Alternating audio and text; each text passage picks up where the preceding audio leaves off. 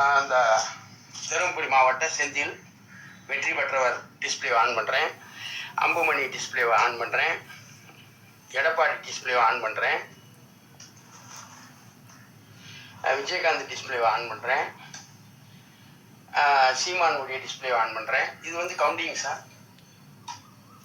Counting பூராமே ஜீரோவில் தான் சார் இருக்குது. இப்போ வந்து ஃபஸ்ட்டு எல்லோரும் ஓட்டு போடுவோம். தேர்தல் ஆணையர் அனுமதிக்கிறாரு. நான் வந்து சீமானுக்கு ஓட்டு போடுறேன். ஓட்டு போட்டு வேறு யாருக்கு அமுக்கு நான் விழுகலையில சார் ஓட்டு. தேர்தல் ஆணையர் அனுமதிக்கிறாரு. விஜயகாந்த் ஓட்டு போடுறேன். விஜயகாந்த் போட்டுட்டு எல்லாருக்கும் நான் சுவிட்சு அமுக்கிறேன். யாருக்கும் விழுகலை. தேர்தல் ஆணையர் அனுமதிக்கிறாரு. நான் வந்து எடப்பாடி போடுறேன். எடப்பாடி போட்டுட்டு எல்லா பேரும் சுவிட்சு அமுக்கிறேன். யாருக்கும் விழுகலை சார். தேர்தல் ஆணையரை அனுமதிக்கிறாரு. நான் வந்து அம்புமணி போடுறேன். அம்புமணி போட்டு எல்லா பேருக்கும் அமுக்கிறேன். யாருக்குமே சுவிட்சு விழுகலை. தேர்தல் ஆணையர் அனுமதிக்கிறாரு. நான் வந்து செந்தில் போடுறேன். தருமபுரியில் வெற்றி பெற்ற செந்தில் போட்டிருக்கேன். இப்போ பாருங்கள், நான் திருட்டு சுவிட்சை ஆன் பண்ணுறேன். இந்த திருட்டு சுவிட்சை ஆன் பண்ணியாச்சுன்னா யாருக்கு ஓட்டு போட்டாலும் செந்திலுக்கு தான் வந்து ஸ்டோர் ஆகும். தருமபுரியில் எப்படி வெற்றி பெற்றார்கள், எப்படி அம்புமணி தோல்வி அடைந்தார் என்ற டேக்கு. இந்த டேக் வந்து இவிஎம் மிஷின் வந்த நாள்லேருந்து இன்ன வரைக்கும் மிஷினில் பிக்சர் பண்ணி தான் வெற்றி பெற்றிருக்காங்க. யாரும் காசு கொடுத்து வெற்றி பெறவில்லை. எந்தெந்த கட்சி தலைவர்கள் செவிக்க வேண்டும் என்று இதில் பிக்சர் பண்ணியாச்சுன்னா அவங்க தான் வெற்றி பெறுவாங்க. இதை நான் செய்தி காமிக்கிறேன். இப்போ வந்து விஜயகாந்த் கிட்ட 200 ரூபா லஞ்சம் வாங்குறேன். விஜயகாந்த் கிட்ட 200 ரூபா லஞ்சம். நான் உங்களுக்கு ஓட்டு போடுறேங்கன்ட்டு. அதே மாதிரி தேர்தல் ஆணையர் அனுமதிக்கிறாரு. நான் விஜயகாந்த் ஓட்டு போடுறேன். விஜயகாந்த் ஓட்டு செந்திலுக்கு திருடப்படுகிறது. 4ஆம் நம்பருடைய ஓட்டு இங்கே வந்து திருடப்படுகிறது. இப்போ வேறு யாருக்கு அமுக்குனாலும் விழுகாது. அதே மாதிரி எடப்பாடி கிட்ட 200 ரூபா லஞ்சம் வாங்குறேன். எடப்பாடிக்கு நான் ஓட்டு போடுறேன் ரெட்டலைக்கு அப்படின்ட்டு நான் வந்து தேர்தல் ஆணையரை அனுமதிக்கிறாரு. நான் வந்து எடப்பாடிக்கு போடுறேன். எடப்பாடி ஓட்டு 3ஆம் நம்பரில் போய் ஸ்டோர் ஆகாமல் இங்கே வந்து செந்திலுக்கு வந்து ஸ்டோர் ஆகுது. இங்கே கவுண்டிங் கரெக்டாக காமிக்குது. சரிங்களா? இப்போ வந்து அம்புமணி கிட்ட 200 ரூபா லஞ்சம் வாங்குறேன். நான் உங்களுக்கு ஓட்டு போடுறேங்க மாம்பழ சின்னத்துக்கு அப்படின்ட்டு தேர்தல் ஆணையரை அனுமதிக்கிறாரு. நான் வந்து அம்புமணிக்கு ஓட்டு போடுறேன். அம்புமணி ஓட்டு திருடப்படுகிறது. இங்கே கவுண்டிங் கரெக்டாக காமிக்குது. சரிங்களா? அப்போ யாரும் வந்து எக்ஸ்ட்ராவில் ஓட்டு போட முடியாது. யார் யார் வெற்றி பெறணும்னு பிக்சர் பண்ணுறாங்க. சரிங்களா? இப்போ மறுபடியும் நம்ம ஆரம்பிப்போம். தேர்தல் ஆணையர் அனுமதிக்கிறாரு. நான் வந்து செந்தில்கிட்ட 200 ரூபா லஞ்சம் வாங்குறேன். உதயசூரியனுக்கு ஓட்டு போடுறேன்னு சொல்லிட்டு நான் வந்து செந்திலுக்கு ஓட்டு போடுறேன். அவருக்கு ஓட்டு போட்டு மற்றதெல்லாம் நமக்கு நாலு செய்தா அப்போ அவருக்கு ஓட்டு போட்டிருக்கேன். அதே இதை தேர்தல் ஆணையரை அனுமதிக்கிறார். இது நான் வந்து லஞ்சம் சீமான் கிட்ட வாங்குறேன். அவர் லஞ்சம்லாம் நான் கொடுக்க மாட்டேன், எனக்கு உண்மையாக இருந்தால் ஓட்டு போடுங்கன்றாரு. அது வாசி லஞ்சம் கொடுக்கல அவர் எனக்கு. அவருக்கு ஒரு ஓட்டு போடுறேன். சீமானுக்கு ஒரு ஓட்டு போட்டாச்சு. அப்போ இதில் என்ன தெரியுது, யாராக இருந்தாலும் காசு கொடுத்து வெற்றி பெற முடியாது. மிஷினில் பிக்சர் பண்ணி தான் வெற்றி பெற முடியும். அதற்கு ஆதாரம் இந்த வீடியோ ஆதாரம். அதனால் இந்தியா பிரதமர் இன்னைக்கு பதவியாக இருக்கிறார். அதனால் பதவியாக இருக்கிறத காட்டியும் இந்தியா பிரதமரை பார்க்கணும். இவிஎம் மிஷினில் ஸ்டாலினும் இந்தியா பிரதமரும் இவிஎம் மிஷினில் குற்றம் செய்யவில்லைன்னு நிரூபித்துட்டு தான் தேர்தல் இது பதவியாக இருக்கணும். இப்போ திருத்தி சுவிட்சை க்ளோஸ் பண்ணுறேன்.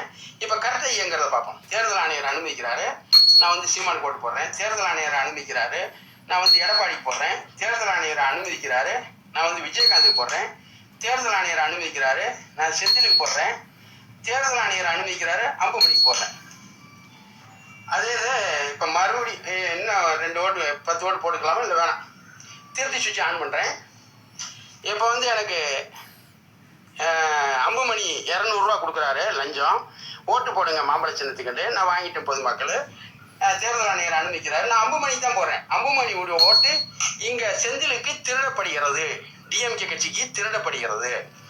அதே மாதிரி எடப்பாடி கிட்ட 200 ரூபா லஞ்சம் வாங்குறேன்.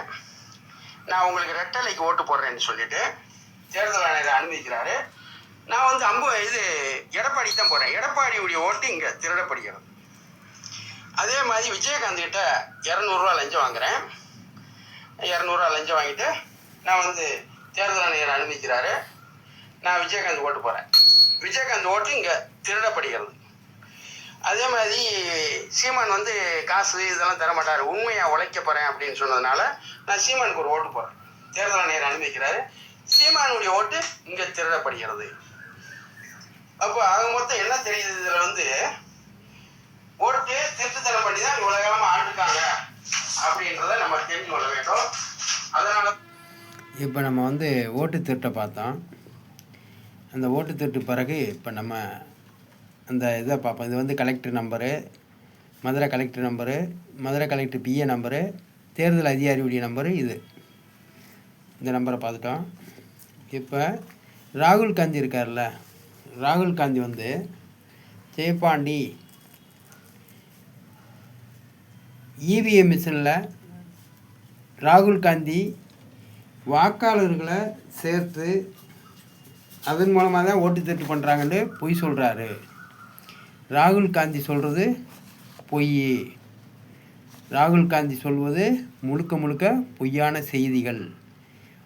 இவிஎம் மிஷின் மூலமாக எப்படி ஓட்டை திருட முடியும்ன்றதை செய்தி காமிச்சேன் ஜெயபாண்டி சயின்டிஸ்ட்டு. இதே மாதிரி நேரடி ஒளிபரப்பில் ராகுல் காந்தியும் மோடியும் நேரடி ஒளிபரப்பில் ஆளுக்கு 100 ஓட்டு போடட்டும். ஜெயபாண்டி சயின்டிஸ்ட்டு அதில் நான் வந்து வெற்றி பெற்று காமிக்கிறேன். இந்த இவிஎம் மிஷினில் குற்றம் செய்ய முடியும். ஆனால் வாக்காளர்களை எக்ஸ்டெண்ட் பண்ணியோ வாக்காளர்களை பொய் வாக்காளர்களை சேர்த்து ஓட்டு வெற்றி பெற முடியாது. இவிஎம் மிஷின் மூலமாக ஓட்டை திருடி தான் வெற்றி பெற முடியும். ஜெயபாண்டி சயின்டிஸ்ட்டு நிரூபித்து காமிச்சிருக்கேன். இது சிபிஐ கோர்ட் நீதிபதி பார்க்க வேண்டும். பிராத்தல் சிபிஐ கோர்ட் நீதிபதியும் சிபிஐ கோர்ட்டு 2 முறை ஜெயபாண்டிய வெளிவாய்தா 680J எடுத்து சிபிஐ கோர்ட்டில் வாய்தா சொன்னாங்க. 680Jவில் சிறைக்குள்ளே இருக்கும்போது ஒரு வாய்தாவோடு நான் போகவே கிடையாது. 680Jன்னு சொல்லி பொய் சொல்லி சிபிஐ கோர்ட்டுக்கு வந்து கூப்பிட்டு வந்து வெளிவாய்தாவில் வெறும் தேதியை மட்டும் சொல்லி அனுப்பிவிட்டாங்க. எந்த ஒரு சாட்சியும் நிறுத்தவில்லை. என்னுடைய மனுவை வாங்கினார். என் மனுவை வாங்கின ஆதாரமாக எனக்கு ஒரு செராக்ஸ் கூட கொடுக்கவில்லை சிபிஐ நீதிபதி. அதனால தான் பிராடு சிபிஐ நீதிபதி என்று சொல்லியிருக்கேன். பிஓஜே பாண்டி சயின்டிஸ்ட்டு. இந்த 2 இமெயில் ஐடி, தருமபுரியில் ஒரு இமெயில் ஐடி, இந்த மதுரையில் உள்ள இமெயில் ஐடி, 2 செல்ஃபோனையும் வைத்து கேஸு வாதாட தயாராக இருக்கேன் ஜெயபாண்டி சயின்டிஸ்ட்டு. இந்த 2 இமெயில் ஐடியில் நான் முறைப்படி அரசுக்கு தெரியப்படுத்தி எல்லாமே இந்த இவிஎம் மிஷின் குற்றம் வெளிவருவதற்காக 13 மாதம் சிறையில் இருந்திருக்கேன். மதுரை சிறையில். தருமபுரியில் 100 நாள் இருந்திருக்கேன். 3 முறை சிறை அடைத்திருக்காங்க. 3 முறையும் பொய்யான வழக்கு தான் போட்டிருக்காங்க. பிஓஜே பாண்டி சயின்டிஸ்ட்டு. பிராத்தல் வழக்கறிஞர்கள், பிராத்தல் நீதிபதிகள் அவர்களுடைய நேர்மையை காட்ட வேண்டும். 8/12/2025 வாய்தாவில். நன்றி, வணக்கம். அடுத்த டேக்கில் பேசுகிறேன்.